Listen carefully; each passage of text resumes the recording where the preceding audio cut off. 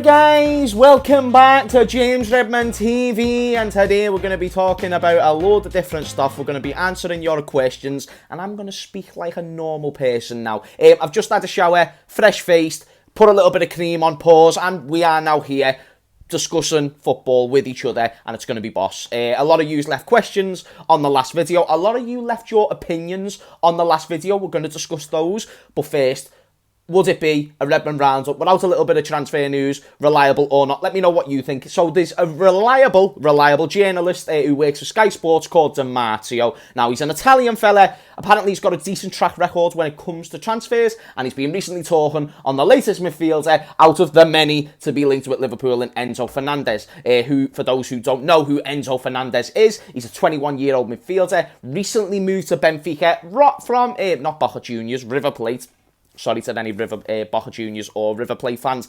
That being said, moved to Benfica, done fairly well, adds a great World Cup, and now we're here being linked with him. So what he said is AC Milan are one of the clubs that Enzo Fernandez was offered to. Either way, he ended up joining Benfica from River Plate in the summer. Milan were offered the chance to make a move for him whilst there was a lot of admiration. The Rossoneri opted not to make a move for him. They chose to direct their efforts towards signing Charles Kelleher, the Belgian striker. The colour coordination confused me there. And then Aster Varanks, I believe that's how you pronounce his name, midfielder. Can't remember who he plays for, but the name sounds familiar. That being said, they're looking at alternative options, which leaves one nice door open for Liverpool to go and swoop in and potentially sign him. Multiple different sources and outlets are reporting different prices. There's not going to be one set right now because guess what? Enzo Fernandez, Liverpool, or whoever the team is that signs Enzo Fernandez doesn't know the price they're going to pay for him yet, so I can't tell you that. This is a big topic because everyone's talking about Jude Bellingham. I want Jude Bellingham. We need Jude Bellingham. Jude Bellingham is the future of the football club, and it would be very ludicrous for me, for a Liverpool fan, to sit there and feel optimistic that you would sign both Jude Bellingham and Enzo Fernandez. Now, I am starting to have a few more doubts. I think I have fell into the trap that all Liverpool fans, or the majority of Liverpool fans, have fell into. Reading too much into the selfies with Henderson and Trent, and reading too much into these rumours that are very easy to spark interest. And even though reliable journalists have got on board and said that the interest is concrete, how many times before has the interest been concrete and it's meant absolutely nothing? This could be a very similar case. Now, what the premise of what I've just said there is that if we get Enzo Fernandez, are you so confident in FSG in a time where they're thinking about selling or whatever it is, they're going to get both Enzo Fernandez and Jude Bellingham when he's rumoured at about 80 million, and then Jude's rumoured at about 100 plus? It doesn't seem too realistic, nor does it seem too good to be true almost, and that's why I'm not going to agree with the notion that we sign both. Could we sign one? I'd be surprised if we didn't. I'd be surprised if we didn't go out and spend big based on the position that the club's in at the moment.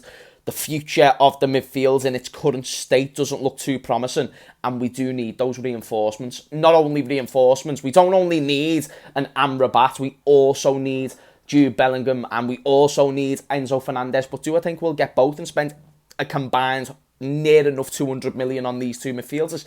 No, I don't, and that's why I want to know what you think in the comments. And that's why when I see someone who's supposedly reliable, and again, he might be DiMarzio, might be a belter fella, and he can probably tell the lottery numbers if you ask them. That being said, I don't know much on him, and again, with the heavy links to Jude Bellingham, if we was to get Jude Bellingham, then I couldn't see us getting Fernandez, and same vice versa. And then if we do get Fernandez, what does that mean for Jude, and where does he go? I always go back to the old team, Man City. They're letting go of Gundogan. Bernardo Silva's always been in and out. God knows what's happening with him. De Bruyne's only getting older. He's 31 years of age. So, therefore, there is a place for Jude Bellingham in that Man City team. And I always go back. Even if you forget the finances, think about the luxury, think about the success, think about the guaranteed trophies that he gets if he goes to Man City. Think about the fact that he gets to play with Haaland again, who he really, really loves. And it doesn't change the relationship with Trent or Henderson, who he was so close with over the World Cup, if he joins Man City. So, I'm shitting myself. I really hope he doesn't join them. Let me know what you think in the comments down below. Speaking of comments, let's get into yours. Anyway, so to begin the questions off, I just want to read the first comment from Brooklyn, who says, love the part where you spoke about young men's mental health. This is in relation to the mental health charity that we're working with on the website. Every sale that we make, every purchase that you make, no matter what it is, on the James Redmond website, link in the description. 10% of that purchase will go towards St James's Men's Mental Health Charity, and that's what this comment's relating to. This is a very serious topic, and we indeed should take care of each other. Keep on having a positive impact on the community, James, and it's things like this that make a huge difference. Thank you so much, Brooklyn, and it's you guys who make the difference. It's you guys who are getting involved with this. It's just I'm using the platform that I've been able to build up to try and promote stuff that I believe in. And listen, whether you believe in it or you don't, I'm glad to see that other people do, and I'm glad to see other people sympathise with it. So again, if you want to read up on more information, top link in the description. Next question. The first part of this says, I get the concern. So this is related to the opinions I said about Jude Bellingham in my latest video. If you didn't see it, check it out. What I said was essentially that we've got to be careful comparing Jude to Gerrard, because if we're going to sign Jude for 130 million, then there's a huge risk. As great as he could be, there's an equal amount of risk, and that's the same with every signing, let's be honest. But people need to be careful when they say Jude's better than Gerrard now, therefore Jude's going to be better than what Gerrard has at his best, when that might not be the case, and therefore people might have too high of expectations. Either way, this was the reply to that conversation. Luke N899 says, I get the concern, and honestly, had Jude not been as mature for his age, I would be worried, but his character and the person and player makes me a lot more confident. He won't be a copy of Gerrard, but he'll be a boss in the midfield, running the play, and that's what we need. Now, to this point, I agree with everything that he said. He won't be a copy of Gerrard, but I do think he would still have a huge influence in bossing the midfield, as you mentioned. I agree with that. Harvey Elliott is great, and in half a season shown how much he can adapt and grow to start more often. Also, something that makes me relatively certain he'll be a star, a willingness to improve beyond your limits. As much as I hate to use him as an example, there's Curtis Jones. A great talent, but since his rocket start, he's worked hard for sure. All players do. But he has kind of rested on his laurels, and instead of going that grueling, torturous mile Harvey has gone to start more regularly. Bellingham is basically already a world-class player, and with that same drive, watching this season, Harvey has been our hardest working midfielder. That's also something I agree on. He has worked on himself to the bone. Every chance he's got on the pitch, he's basically talking about how Harvey's worked hard, but he's not the finished article yet.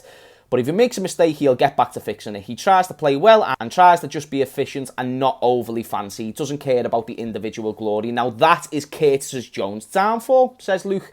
Many games he tries to steal the glory and be outright selfish. He has the raw talent, but he mustn't think he's a Scouser.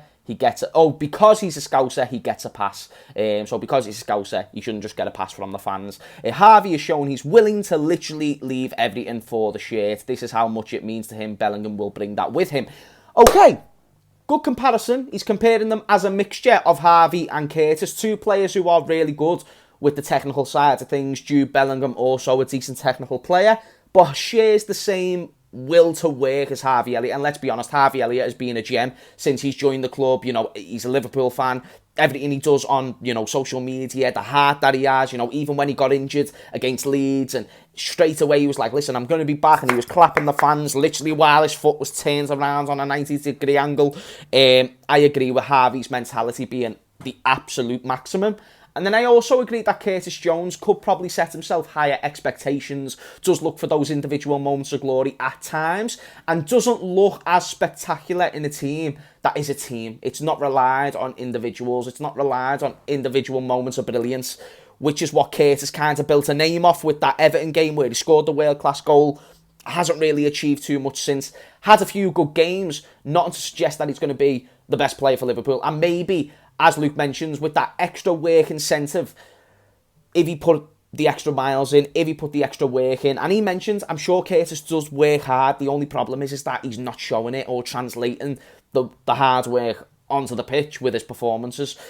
And maybe he does look... I don't know. I think that Jude Bellingham is just simply a better player than Curtis. I don't think Curtis ever had enough in terms of... Because you can have as much technical ability in the world as you want. If you don't have everything else to complement it, then you're not going to be a great player. And like Luke says, I think Jude has everything else, and Harvey, he has everything else, and that's why I think it's going to work out for those players. But let me know what you guys think about what he's just said there. James, with the upcoming match against Manchester City, says Brooklyn again, it's almost certain that Kelleher will start in goal. Speaking of Kelleher, knowing how good the goalie he is, don't you think he'd want to be playing regularly, or he'd want to move to another club for regular football? What do you think? Great question. This is a man who's won multiple penalty shootouts for us. Huge huge moments in the Liverpool shirt and really certified himself as a cult hero. I believe he's won the most penalty shootouts as a Liverpool goalkeeper. So do I think he'll want to be playing more? Yes, this is something that he's admitted himself in an interview that I've actually saw him speak. It was after the Derby game.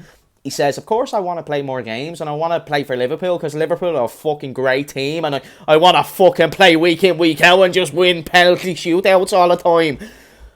Never said that word for word, but something along those lines. And therefore, you can tell that the ambition to play week in, week out's there. Every goalkeeper would want to. Why would you want to sit on the bench week in, week out when all you've got to do anyway is make a couple of saves?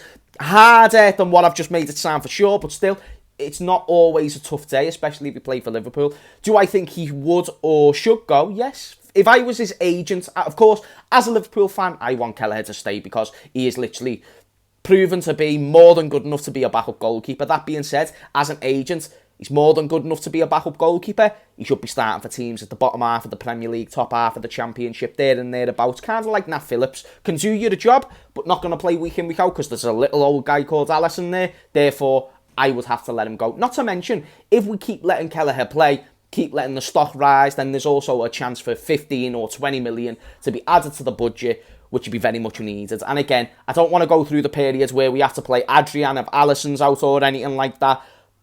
But Kelleher is someone that has to leave sooner rather than later for his own sake because he can't just be the penalty-saving merchant, which, as great as that is, it's not going to be sustainable for him. That being said, if he does want to sit back and win loads of trophies at Liverpool, belter, because look at previous track records of other goalkeepers. Adrian, before he came to Liverpool, he never done nothing like what he's done at Liverpool.